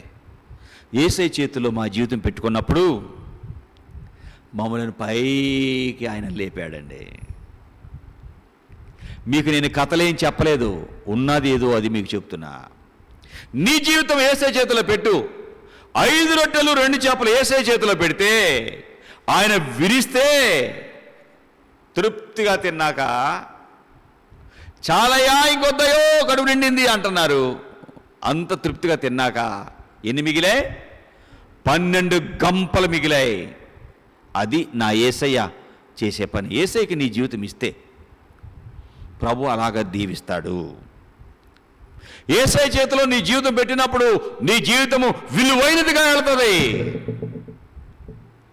ప్రజలు దేవుని దగ్గరకు వచ్చారు. నువ్వు చేయాల్సింది యేసయ్య దగ్గరికి రావాలి. కష్టమైన ఇష్టంతో భక్తి చేయాలి. ఏంటి ఏమన్నా నేను? ప్రజలు కాలినడకన పరుగున వచ్చారు. యేసయ్య వాక్యం విన్నారు.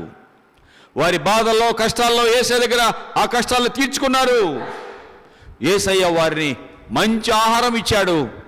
వారి కుటుంబాలలో ఉన్న సమస్యలు తీర్చాడు.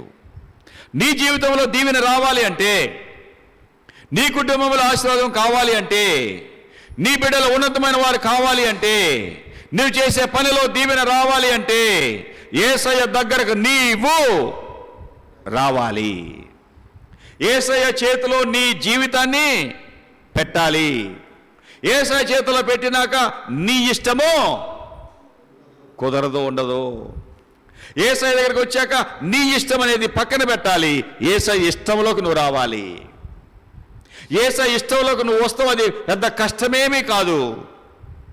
యేసయ్య నరుడా, ఒరే నరుడా, నాకు మేకపోతీరో అంటాడా? ఓ నరుడా, నాకు నిలువు దోపిడీరో, లేకపోతే నువ్వేమవుతావు, నీ పిల్లలు ఏమవుతావు బెదిరిస్తాడా? నా యేసయ్య నీ దగ్గర ఏమి అడగడు. నాకు అది ఎవరో, నాకు పట్టు చేరెవరో, తల్లి తల్లి శాంతించు తల్లి, నీకు ఇస్తాను తల్లి, గుడి కట్టరో, మేకపోతుకోరో. మనుషుల జీవితాల్లో ఈ దినాలలో ఎన్ని రకాలుగా మనుషులు తల్లి తల్లి కడతాను తల్లి, శాంతించు తల్లి. ఎట్ట శాంతిస్తాను? నువ్వు పోయి చెరువు ఇద్దే చేసావురో, నువ్వు కట్టలేదు, నాశనం అయిపోతావురో అంటే ఏంటండి మనుషులు చూస్తున్నాం మా సమాజంలో. ఏంటమ్మా నిద్రపోతా చూస్తుంది పాపం. ఈ దినాలలో మనుషులు ఎన్ని రకాల కష్టాలు పడుతున్నారు. ప్రభు నిన్ను ఏం అడగడో ఆయన అడుగుతుంది. సామెతల గ్రంథము 23వ అధ్యాయము 26వ వచనంలో, నా కుమారుడా నీ హృదయం నాకు ఇవ్వు అన్నాడండి. అంతే, ఏం అడగట్ల ఆయన. నీ హృదయం నాకు ఇవ్వు, నాకు డబ్బులేం అక్కర్లా, అని నాయే. ప్రభు దగ్గరికి వచ్చాక ప్రభుకు నీ హృదయం ఇస్తే, ప్రభు చేతులు నీ జీవితాన్ని పెడితే, నీ ఇష్టాన్ని పక్కన పెట్టి యేసయ్య ఇష్టంలోకి వస్తే నీ జీవితం విలువైనదిగా పైకి లేస్తుంది. యేసయ్య జీవితంలోకి యేసయ్య చేతిలో నా జీవితం పెట్టా. జస్ట్ చదువుకున్నా అంతే. మా నాన్నగారికి చెప్పాను, నాన్నగారు మీకు మంచి పలుకుబడి ఉంది నాన్నగారు, నాకు ఉద్యోగం కావాలి అన్నాను. ఆయన ఏమైనా వస్తుందిరా చూద్దాంరా అని, చివరికి నీ వయసు ఎంతరా, పొద్దాక ఉద్యోగం అంటే ఏం చేయాలరా, ఏం పెట్టాలరా నాకు అన్నాడు. ఓహో సరేలే, నిన్ను నమ్ముకుంటే చెప్పే గతి నిన్నే నమ్మను అన్నాను. మా నాన్నగారితో నేను స్వయంగా అన్నమాట, నిన్ను నేను నమ్మను, పర్మనెంట్ తండ్రి యేసయ్య అన్నావుగా, ఆయన నమ్ముకుంటా అన్నాను. ఒంటరిగా వెళ్ళి యేసయ్య దగ్గర ఏడ్చాను. ఆ దినాల ఉద్యోగాలు బ్యాన్, ఎక్కడ ఉద్యోగాలు లేవు. 84 నుండి 93 వరకు ఉద్యోగాలు లేవు. ప్రభువుని అడుగుతున్నా నేను, ప్రభా నువ్వు నన్ను రక్షించావు, నీ జిదేవుడు అని నేను నమ్ముకున్నా, నిన్ను నీ సేవకు నన్ను పిలుస్తున్నావు, కానీ నీ సేవకు వస్తాను, కానీ ఉద్యోగం లేకుండా సేవకు వెళ్తే జీవనం కోసం చేస్తాడు అంటారు. నాకు ఒక ఉద్యోగం కావాలి, ఉద్యోగం చేస్తూ నీ పని చేస్తా అన్నాను. ఇంటర్వ్యూ వచ్చింది, ఇంటర్వ్యూ అని ప్రార్థన చేసి ఇంటికి వెళ్తే సెలక్షన్ ఆర్డర్, ఇంటర్వ్యూ వచ్చింది. ఇంటర్వ్యూకి వెళ్తే కుప్పల జనం ఉన్నారు, కుప్పలు వేల మంది జనం ఉన్నారు. 93. ప్రభా నాకు ఉద్యోగం ఇస్తావా, నీ పని చేస్తా అన్నానుగా, ఇస్తా పో, గర్విష్ఠులను దించి దీనులను ఎక్కిస్తా అన్నాడు ప్రభు నాతో. నాకు ఆ దీనుడుగా చేయ్యా, నా జీవితం నీ చేతిలో పెడుతున్నాయ్యా, నువ్వు చూడయ్యా అన్నాను. 3వ వాడిగా సెలెక్ట్ అయ్యానండి నేను. ప్రభు నన్ను లేపాడండి. ఆయన చేతిలో నా జీవితం పెట్టినప్పుడు నన్ను ఉన్నతమైన వానిగా చేశాడు, ఉన్నతమైన భార్యని ఇచ్చాడు, మంచి బిడ్డల్ని ఇచ్చాడు. వారి కాలేజీలో టాపర్లు అయ్యారు. ఒక పాప రాష్ట్రపతి అబ్దుల్ కలాం నుండి అవార్డు తెచ్చుకుంది, పెద్ద పాప. అబ్దుల్ కలాం గారు రాష్ట్రపతి హైదరాబాద్లో అవార్డు ఇచ్చారు పాపకి. చిన్న పాప 2015లో ముఖ్యమంత్రి చంద్రబాబు నాయుడు గారి ద్వారా ప్రతిభ అవార్డు తీసుకుంది, కాలేజీ టాపర్గా. ప్రభువులోకి వచ్చినప్పుడు, ప్రభుని నమ్మినప్పుడు, ప్రభుకు మన హృదయం ఇచ్చినప్పుడు, ప్రభు చేతిలో మన జీవితాన్ని పెట్టినప్పుడు, దరిద్రుడిగా నన్ను చేయడు, నన్ను చేయలేదు. మీకు నేను చెప్పేది అదే. ప్రభు చేతిలో నా జీవితం పెట్టా, అయ్యా నీవు చెప్పినట్టే చేస్తాయా, నా ఇష్టం వద్దయ్యా, నీ ఇష్టం అయ్యా. అలాగే నువ్వు ఏం చెప్తావు, ఏ ఊరు వెళ్ళమంటావు, ఏ పని చేయమంటావు చేస్తాయ్యా, నువ్వు చెప్పినట్టుగా నేను చేస్తాయ్యా. ఆ ఊరు వెళ్ళమంటావా, అలాగే అయ్యా. అర్ధరాత్రులు కొనమంటా ఉంటాయ్యా. భయంకర పరిస్థితుల్లో అలాగే నువ్వు చెప్పినట్టు చేస్తాయ్యా. చేశా, ఆయన చెప్పినట్టు చేశా. ఆయన చేతిలో నా జీవితం పెట్టా, నన్ను విరిచి ఆయన అంతమందికి దీవెన అయిపోయింది. నా దగ్గర దేవుని వాక్యం విని మారు మనసు పొందిన వారు వేలు కాదు, లక్షల్లో ఉంటారు, వేలల్లో కాదు. ఆయా ప్రాంతాల్లో, ఎన్ని ప్రాంతాల్లో నేను సేవ చేశాను. ఎక్కడ చూసినా ఆ ప్రజలు ప్రభువుని నమ్మి వెంబడిస్తున్నారు. ప్రభు దగ్గరికి వచ్చావు, ప్రభు వాక్యం వింటున్నావు, నీ జీవితాన్ని ప్రభు చేతిలో పెట్టావా? ప్రభు చేతిలో విరవబడిందా? విరిచినప్పుడు ఆశీర్వాదం వచ్చింది. ఇప్పటి వరకు వింది, ఆయన చేతులు 5 రొట్టెలు పెట్టబడ్డప్పుడు అవి ఆయన విరిచినప్పుడు ఆశీర్వాదం వచ్చింది. ప్రభు దగ్గరికి వచ్చావు, ప్రభు వాక్యం వింటున్నావు, విరవబడ్డావా? యేసయ్యకి ఇష్టమైంది. కీర్తనల గ్రంథము 51వ అధ్యాయము. యేసయ్యకి ఏమి ఇష్టం? యేసయ్యకి ఇష్టమైంది ఏంటి? 17వ వచనం. కీర్తనలో 51:17 విరిగిన మనసే దేవునికి ఇష్టమైన బలులు. దేవా, విరిగి నలిగిన హృదయం నీవు అలక్ష్యము చెయ్యవు, నెట్టివేయవు. విరిగి నలిగిన హృదయాన్ని నీవు అలక్ష్యము చెయ్యవు. విరిగి నలిగిన దాని నుండే సువాసన బయటికి వస్తుంది. నలిగిన హృదయం కలిగిన వారికి దేవుడు సహాయం చేసేవాడు. 66 యెషయా 2వ వచనము. యెషయా గ్రంథం 66వ అధ్యాయము 2వ వచనము. ప్రభు ఏం చెబుతున్నాడు? దేవుని వాక్యం ఏం చెబుతుంది? 66 2వ వచనం. జాగ్రత్తగా వచనాలు చూడండి. ఇవన్నీ నా హస్తకృత్యములు, నా వలన కలిగినవని యెహోవా సెలవిచ్చుచున్నాడు. ఎవడు దీనుడై నలిగిన హృదయం కలవాడై నా మాట విని వణుకుచుండునో వాని నేను దృష్టిస్తా, గుర్తుపెట్టుకుంటా, వాళ్ళకి నేను సహాయం చేస్తా. ఎవడు దీనుడై నలిగిన హృదయం కలవాడై నా మాట విని వణుకుతాడో వానిని నేను దృష్టిస్తా. నా దేవుడు నా బిడ్డలను 3 దినాల ప్రయాణం అంత దూరం వెళ్ళి సేవించడానికి పంపించమంటున్నాడు.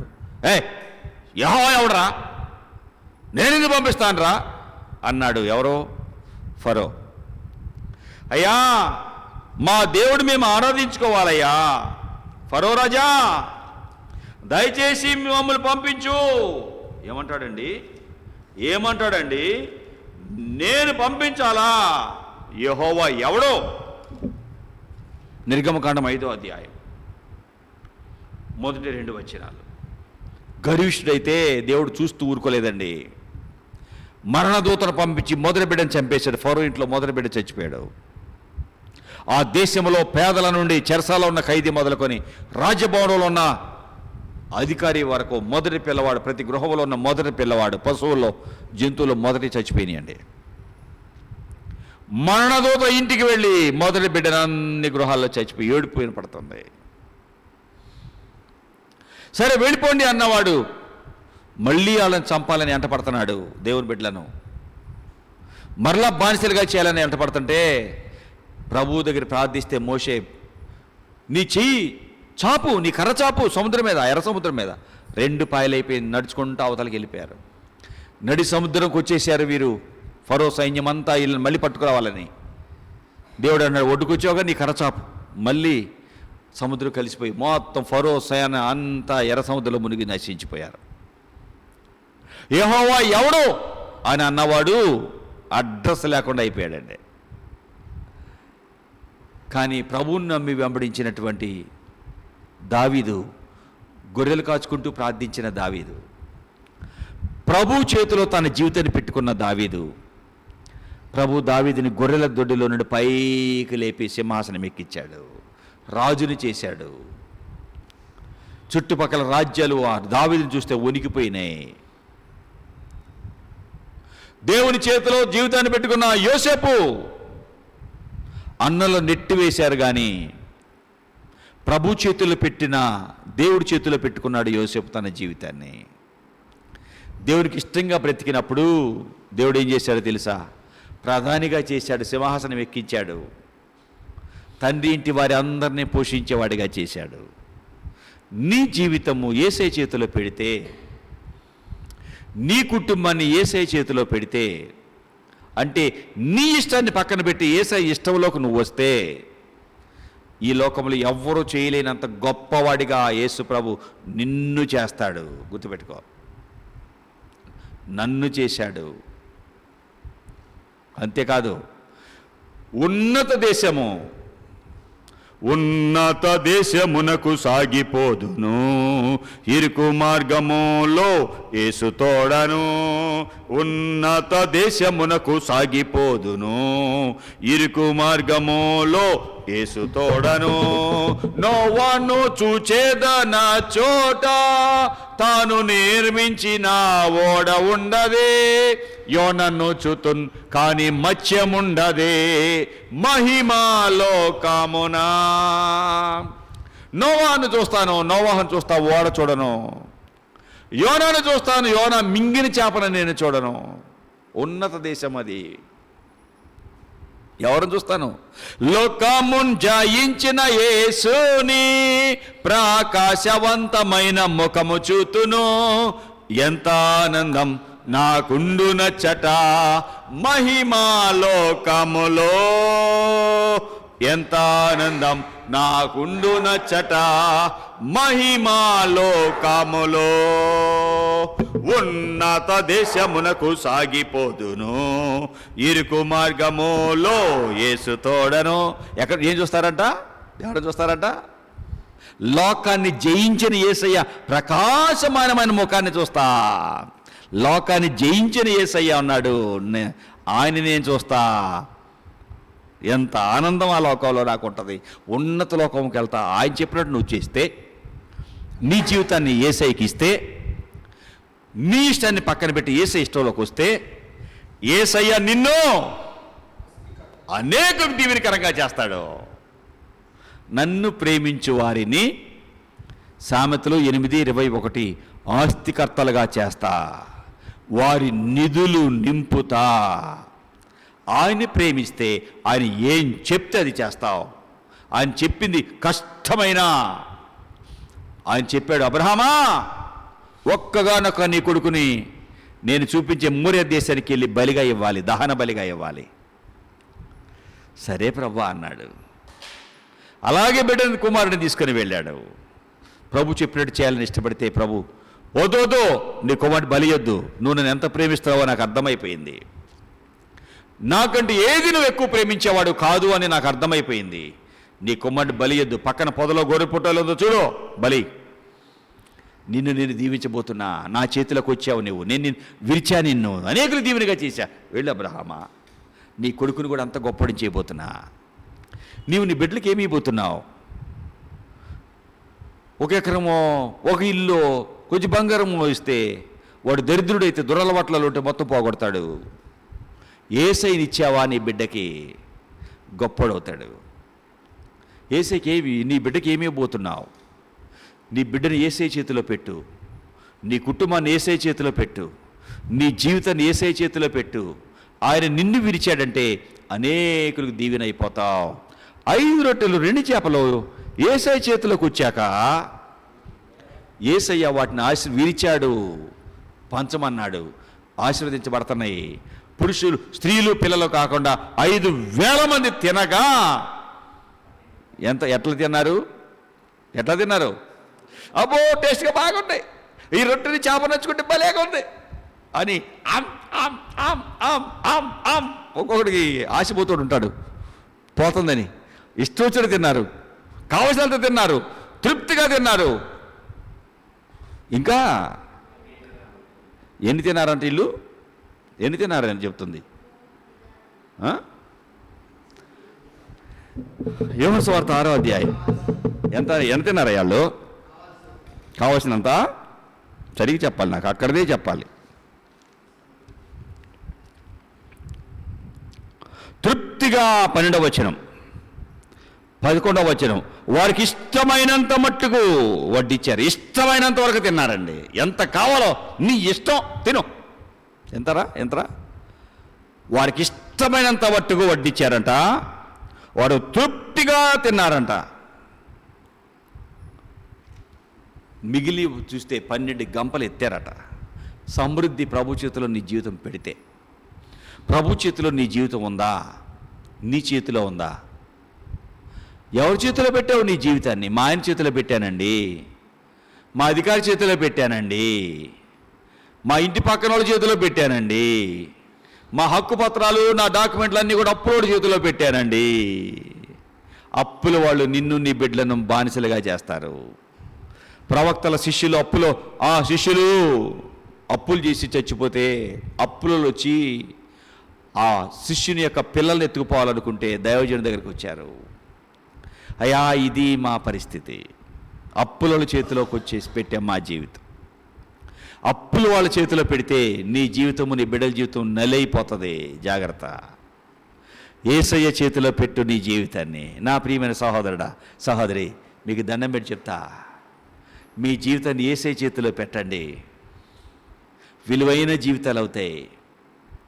నా జీవితాన్ని అమ్మగారు మేమిద్దరము మా జీవితాలు యేసయ్య చేతిలో పెట్టాం. అయ్యా నువ్వేం చెప్తే అదే అయ్యా, మా ఇష్టం వద్దయ్యా అనుకున్నాం. మీ ముందే మేమున్నాం. మా బిడ్డలను ఆయన చేతిలో పెట్టాం. ఆయన మమ్మలను మా బిడ్డలను విడిచిపెట్టలేదు. సంఘాన్ని ఆయన చేతిలో పెట్టాం. మా ఇష్ట ప్రకారం ఎప్పుడూ మేము బోధలు చేయలా. ఆయన చేతిలో పెడితే ఆయన చెప్పినట్టు నడిచిన బిడ్డలందరూ దీవెనలోకి వచ్చారు. రోగాలతో ఉన్న బిడ్డలు బాగైపోయారు. దెయ్యాలు పట్టిన బిడ్డలు బాగైపోయారు. ఎదురుగానే ఉంది కృప. ఆ కుమార్తె ఒకటి భయంకరంగా జబ్బులు ఉండేవి. అమ్మ నేను ఆ బిడ్డను చూసినప్పుడు ఏడ్చాము. పేదాలు నోరు అంత కొబ్బరి నీళ్ళు తాట కూడా నోరు లేదు ఆ బిడ్డకి. నేను అమ్మ ఒక దిన నా బిడ్డ చేయి పెట్టి తల వచ్చి ఏడ్చి ప్రార్థన చేసి ఏడ్చానమ్మా. పెళ్లి చేస్తే ఆ భర్త దెయ్యపు శక్తులతో భయంకరంగా పీడించబడ్డాడు. ప్రభు చేతిలో పెట్టాక ఈ దినాన ప్రభు ఆ బిడ్డను పైకి లేపాడు. ప్రభు చేతిలో పెట్టడం మేము నేర్చుకున్నాం, సంఘ బిడ్డలు నేర్చుకున్నారు. ఇంకా మీ జీవితాలు ప్రభు చేతిలో పెట్టకుండా ఉంటారా?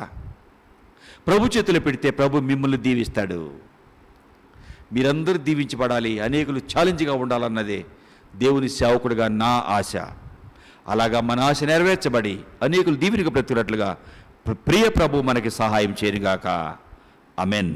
ప్రార్థన చేద్దాం. ప్రభు చెప్పండి. ప్రభువా విన్నానయ్యా, నీ చేతులు పెడితే నా ఆశీర్వాదమయ్యా. కష్టపడటం నేర్పయ్యా.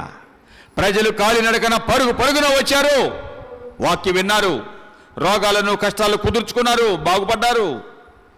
వారిని చూస్తూ విడిచిపెట్టలేదయ్యా. మీరు మీ దగ్గరికి వచ్చేవారిని ఎన్నడూ ఒట్టిగా విడిచిపెట్టవయ్యా. నిన్ను నమ్మిన వారిని ఎన్నడూ దరిద్రులుగా విడిచిపెట్టవయ్యా. నేను చిన్నవాడిని అన్నాను, ఇప్పుడు ముసలోడినయ్యాను.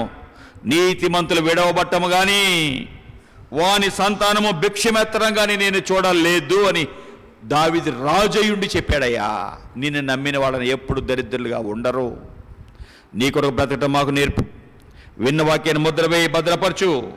మీ కొరకు మమ్మల్ని జీవింపచేయి. మీరే తప్ప మాకు విడుదల ఈ లోకంలో ఇచ్చేవారు ఎవరు లేరయ్యా. మీ సన్నిధి మాతో ఉంచు. మీ చేతిలో మా జీవితం పెట్టుకోవడం నేర్పు. యేసును నడుచున్నాం తండ్రి. ఆమేన్. ఆమేన్. 180.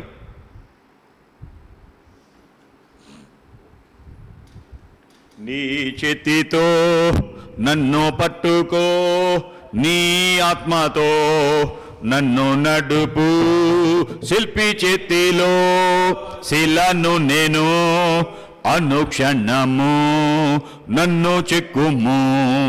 శిల్పి చేతిలో శిలను నేను, అనుక్షణము నన్ను చెక్కుము. అంధకార లోయలోన సంచరించిన భయము లేదు. నీ వాక్యము శక్తి కలది, నా త్రోవకు నిత్య వెలుగు. నీ వాక్యము శక్తి కలది, నా త్రోవకు నిత్య వెలుగు. ఘోర పాపిని నేను తండ్రి, పాప ఊబిలో పడియుంటిని. లేవనెత్తుము, శుద్ధి చేయుము, పొందనిమ్ము నీదు ప్రేమను. లేవనెత్తుము, శుద్ధి చేయుము, పొందనిమ్ము నీదు ప్రేమను. ఈ భూమిలో రాజు నీవే, నా హృదిలో శాంతి నీవే. కుమ్మరించుము నీదు ఆత్మను, జీవితాంతము సేవ చేసేదన్. కుమ్మరించుము నీదు ఆత్మను, జీవితాంతము సేవ చేసేదన్. నీ చేతితో నన్ను పట్టుకో, నీ ఆత్మతో నన్ను నడుపు. శిల్పి చేతిలో శిలను నేను, అనుక్షణము నన్ను చెక్కుము. శిల్పి చేతిలో శిలను నేను, అనుక్షణము నన్ను చెక్కుము. అనుక్షణము నన్ను చెక్కుము, అనుక్షణము నన్ను చెక్కుము. యేసే చేతిలో మన జీవితం పెడితే తగిన విధంగా చెక్కి మనల్ని దీవెనకరంగా చేస్తాడు. అలా మన జీవితం ఆయన చేతిలో పెట్టుకొని దీవించబడి అనేక సాక్షులుగా బ్రతికే కృప ప్రియ ప్రభు మనకి అనుగ్రహించునుగాక. యేసు ప్రభువా, మీరిచ్చిన సమయాన్ని బట్టి వందనాలయ్యా, మీరిచ్చిన వాక్యాన్ని బట్టి వందనాలయ్యా. మీరు అరణ్య ప్రాంతంలో ఉన్నారు అని ఎరిగిన ప్రజలు తండోపతండాలుగా పరుగున మీ దగ్గరికి వచ్చారు. ఆ గొప్ప సమూహాన్ని చూచిన మీరు కనికరపడి వాక్యం బోధించి రకరకాల బాధలలో రోగాల్లో ఉన్నవారిని, అపవిత్రాత్మలతో పీడించబడే వారిని బాగు చేశావు. సాయంత్రం అయిపోయింది, పొద్దుపోయే వరకు వాక్యం విన్నారు ప్రజలు, బాగుపడ్డారు ప్రజలు. నీ దగ్గరికి వచ్చిన వారు ఎలాంటి వారైనా బాగుపడతారు. బాగు చేసిన నీవు ఒట్టిగా వెళ్ళకూడదు, ఆహారం పెట్టి పంపాలి అని ఆశించావు. 5 రొట్టెలు 2 చేపలు నీ చేతులకు వచ్చాక, వాటిని మీరు విరిచాక ఆశీర్వదించబడ్డాయి. 5,000 మంది పురుషులు తినగా ఇంకా 12 గంపలు మిగిలినాయి. మా జీవితాన్ని మీ చేతిలో పెడితే, మా జీతాన్ని మీ చేతిలో పెడితే అది తక్కువే అవ్వచ్చు, కొద్ది అవ్వచ్చు, కానీ మీ చేతులు పెడితే మీరు దీవిస్తారు. ఈ పాట మేము నేర్చుకొని మా జీవితాన్ని నీ చేతిలో పెట్టుకొని దీవెన పొంది అనేకులు సాక్షులుగా బ్రతుకుతూ దీవెన అందించేవారుగా చేయి. విత్తబడిన వాక్యాన్ని ముద్రవే భద్రపరచు. అనారోగ్యంగా ఉన్నవారిని ముట్టండి, బాధలో ఉన్నవారిని ముట్టి బాగు చేయండి. రక్షణ లేని వారికి రక్షణ ఇవ్వండి. అనేకులు సాక్షులుగా మమ్మును మా బిడ్డలను చేయండి. యేసునామమున అడుగుచున్నాం తండ్రి, ఆమేన్. తండ్రి అయిన దేవుని దయ, ప్రభువైన యేసుక్రీస్తు యొక్క కృప, పరిశుద్ధాత్మ దేవుని సహవాసం మనకు తోడుగా ఉండి మన జీవితాన్ని ప్రభు చేతిలో పెట్టి దీవించబడి అనేకులు ఛాలెంజ్కరంగా బ్రతికే కృప ప్రభు మనకి అనుగ్రహించి మన జీవితం ద్వారా ప్రియ ప్రభువే ఆయన నామాన్ని మహిమపరచుకొనుగాక. ఆమేన్, ఆమేన్, ఆమేన్. అందరికీ వందనాలు.